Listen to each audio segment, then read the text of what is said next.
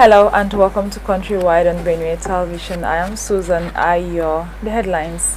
President Bola Tinubu launches hybrid-powered compressed natural gas buses. Federal government vows to crack down on substandard school buildings across the country. Plus, Kaduna State government lifts curfew imposed on Kaduna and Zaria cities. Now the news in details. Benue Children Cultural Holiday Camp kicks off on an exciting note as the Benue State government moves to keep young people meaningfully engaged during the long holiday. Correspondent Iwangi Baja reports that the event is organized by the State Ministry of Information, Culture and Tourism. Her reports. It is the first day of Benue Children Cultural Holiday Camp, and a few children are already on ground to participate in the activities outlined by the state government during the event.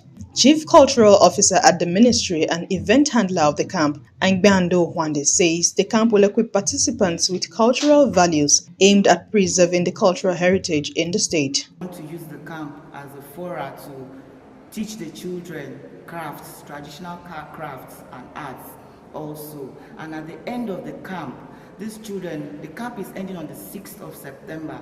The children on that day will display all they have learned at the camp to their parents and friends, so that we'll all see and appreciate what they have learned throughout the camp.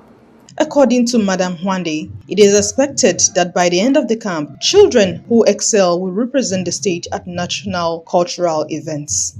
These children that we groom at the camp could be used to be taken out of the state for all these performances, so that they will enjoy also the cultural activities outside the state. Two children, Mechi Anyikwa and Wange Do, tell Benue Television how they feel about the event. I feel amazing. I'm so excited about it, and I can't wait for tomorrow because I'm sure that more people will come. I've learned about drama and how drama cannot be possible without conflict.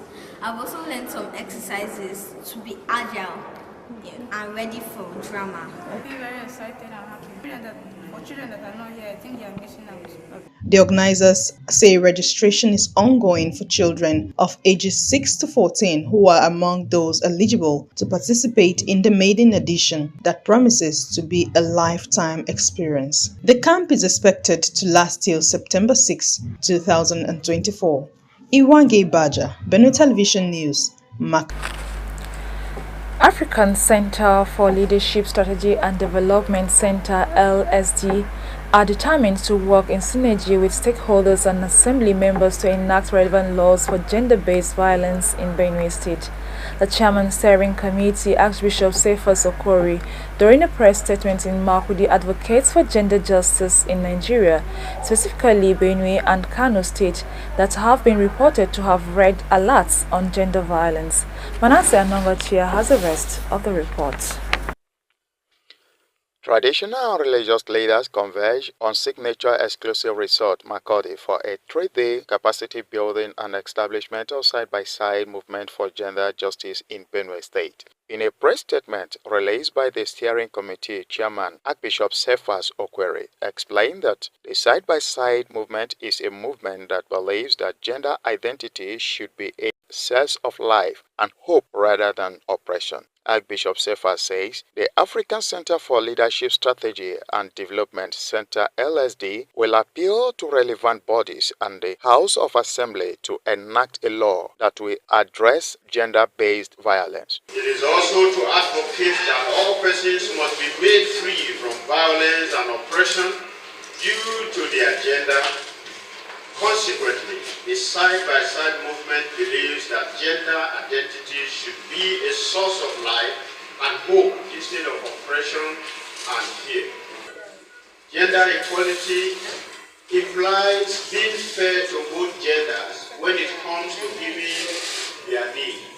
In a lecture presented on gender violence, Executive Director, Elohim Development Foundation, Dr. Victoria Dao, points that stress, burnout, fatigue, and secondary trauma are issues that largely lead to gender violence. You are just giving yourself stress. That's the truth. You sit down, you are insulting the president from morning to evening. It's not changing, it's building up tension inside your body.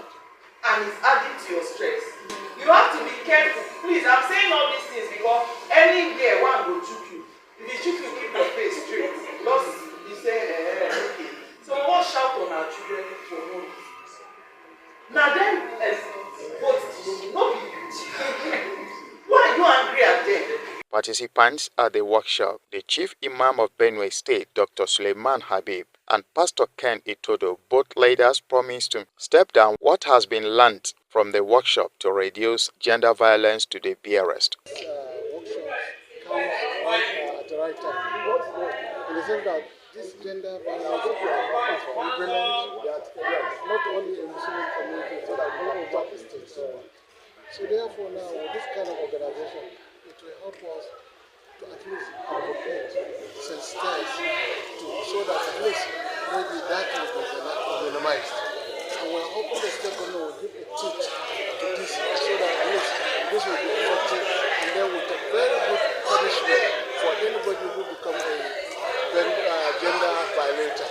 This very conference, even though these are some of the things we know before, but there's everything for us to be able to improve on it, knowing that women are also very important in our society, knowing that they are the same as far as God is concerned, male and female, we are all equal before God. At the workshop, participants and the general public are advised to consider both female and male children as equal and should have equal rights in the family.